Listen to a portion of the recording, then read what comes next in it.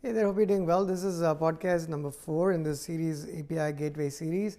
The last three, I give you a lot of introduction, the requirements, give you context to the problem, talked about different tools and clients, and we've discussed at length about some of the features that the gateway is going to bring to the table in the last podcast. If not, please check it out. I think we talked about a good set of features that the gateway supports, that our gateway is going to support, like our implementation. Certainly not all of it, not by any stretch of the imagination, but hopefully it gave you a sense of what the essence of that middle tier is. Now let's keep going, right? Now this API, the gateway code on AWS is it has its own responsibility, serves as our middleman, and it entertains requests coming from clients and third parties, makes a lot of decisions, routes it to our backend servers, gets a response, massages it using a number of processes at different tiers, and then sends a response back to the client, right? So that's trivializing what I explained in fair detail in the last video. Now let's keep going. So now you implemented that. We chose AWS. You could have chosen anything else. There's a lot of systems that you could have picked. Now once it's published, how do you let's say you create the API and all of it is working. Now we go to Postman, I make the request, it goes to the API, and then the whole thing seems to work. I sign up and whatnot, right? Let's get into the specifics of what that actually means. Let's talk about multi-tenancy as a starting point in this particular video, right? Now, when somebody signs into your system, right? Okay, they say, okay, great, this company seems to have an API that serves their own systems. It's been working pretty well. We love their UI. Go to snowpal.com. We download the mobile app. We want to actually consume their endpoints. Awesome. Now you start consuming the endpoint. Let's call it, let's say it's Oracle is a large company. Let's say they take a liking to our endpoints and start consuming our endpoints, right? They're going to be like, hey, I need my data to live in my own space. What if, they are a tenant? The next tenant could be Apple for all we know, and we hope. So there's going to be multiple tenants consuming our API, and they could require, if it's a really large company, the needs would be very specific and different. But what I'm trying to tell you here is there would be companies of varying sizes that are going to consume the API, and some of them could say, hey, I don't care if my data coexists and lives with other tenants out there. That's fine. Some other clients would say, hey, I want my data to live separately, right? So you need to provision a separate database for us.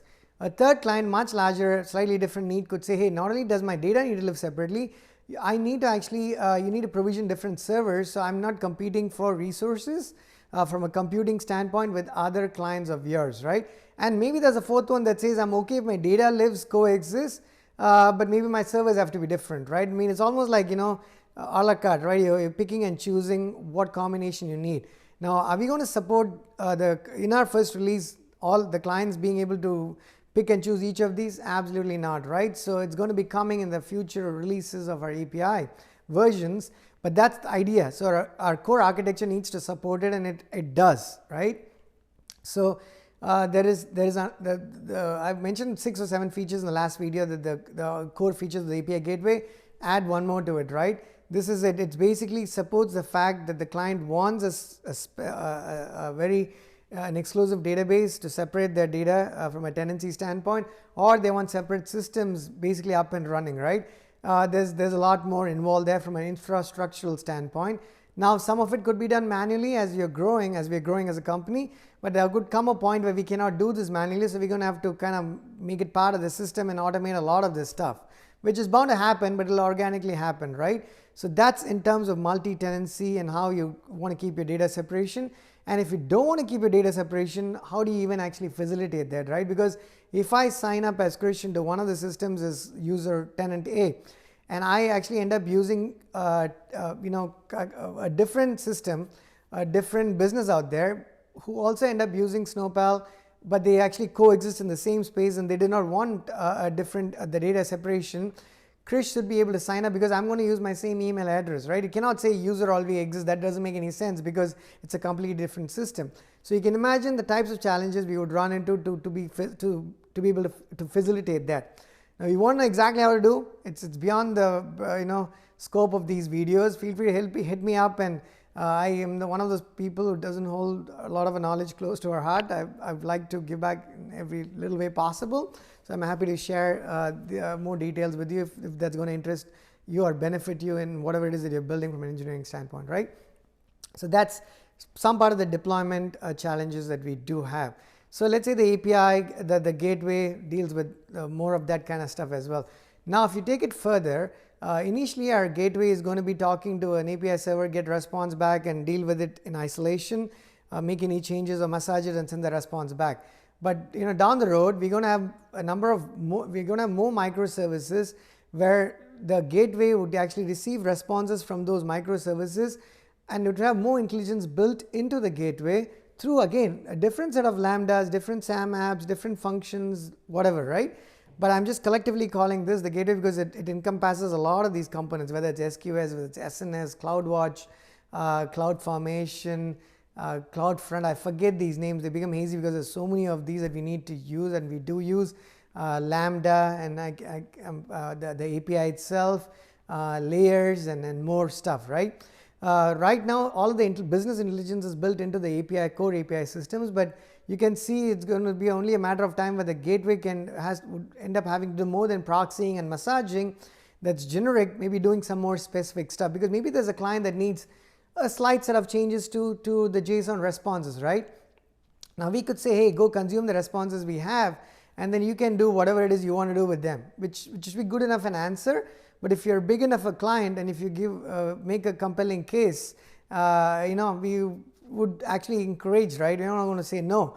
We're going to do everything we can to help you to build that, right? So you want slightly different data. The data structure needs to change because you need responses from multiple endpoints, maybe within the same API or maybe across APIs, right? So imagine endpoint responses coming from within a single API versus coming from across APIs, and then the gateway actually doing something with those responses collectively and sending it back to you.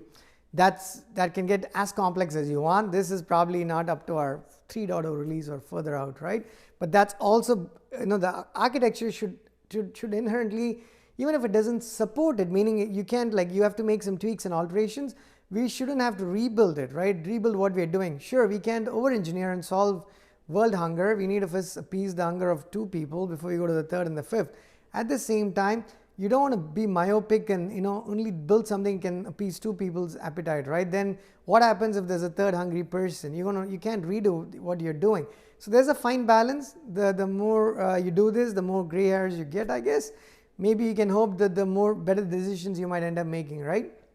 That's more intelligence being built into this gateway, and the gateway can get as complex as you want.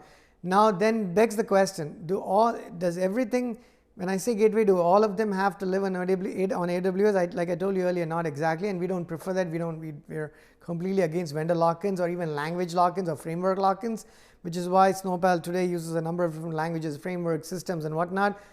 Does it make our life more challenging than sometimes it needs to be? Absolutely. But also give us the peace to sleep well that, hey, that we are not dependent, or our system's not dependent on one vendor out there, and if hell breaks loose, we are easily able to port pieces and parts of what we're doing to other vendors with little sweat. I wouldn't say no sweat, but with little sweat, right? That's the idea essentially. So we've talked a lot more about the gateway, gotten more in depth. This is video number 4. Video number 5, let's digress a little bit, take a detour and talk about some API hubs and platforms that are out there that you could possibly leverage to publishing your API and start monetizing, because it's 4 videos in, we haven't talked about monetizing, right? Ultimately, that is the end goal, right? You want to benefit from what you're doing. You want other business to benefit, but you also want to benefit and grow as a business. So in video number 5, we will talk about API monetization. Thank you. Talk to you soon.